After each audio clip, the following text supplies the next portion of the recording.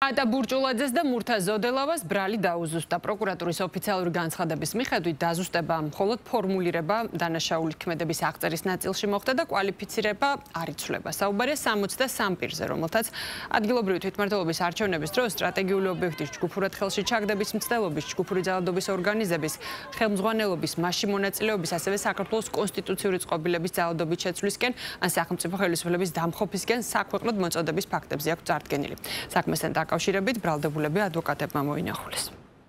დაზუსტებული არის ბრალის ფორმულირება უბრალოდ, სადაც შემოყვანილნი არიან ფიგურანტებად ირაკლი შაიშმელაშვილი და ნანა სანდერი.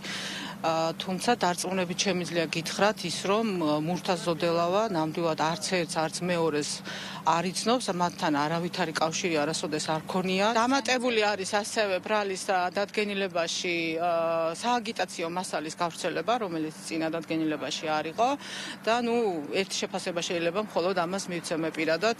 საბჭოთა კავშირის დროს იყო ხოლმე პროკლამაციების გავრცელებისთვის ბრალი წარდგენილი ამა თუ იმ პირზე და იგივე ასოციაციაა ჩემთვის პირადად. რაც ვიცით არის რომ გახორციელებული არის ერთგვარი ტექნიკური ხასიათის სრულები, მათ შორის ჯგუფის წევრებად არიან დასახელებული ადამიანები, ვისაც საერთოდ არ იცნობენ პოლიტიკური ტყვეები და პროკურატურა ვერავითარ საშუალებას ვერ გამოიყენებს, რომ ამგვარი კავშირი დაადასტუროს. ბრალის დადგენილებაში პირდაპირი ტყუილებიც არის მოცემული, რაც ახლავე შეგვიძლია ვთქვათ, რომ ძალიან მარტივი სიცრუეა. ატა ბურჭულაძის აქციაზე ყოფნის უწყვეტი ვიდეო ჩანაწერები არსებობს ლაივ რეჟიმში გადაცემული და ძალიან კარგად ჩანს, რომ არავითარ შეურაცხყოფას და ძალადობას ადგილი არ ქონია.